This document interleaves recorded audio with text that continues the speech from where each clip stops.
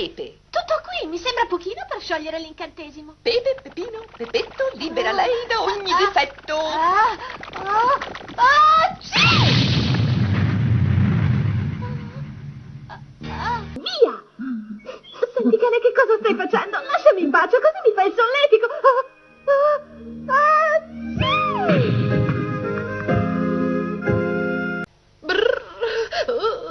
Fa proprio freddo. Sta per succedere una cosa tremenda.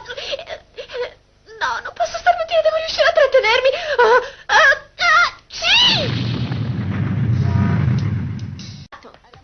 Ecco, Pepe in arrivo.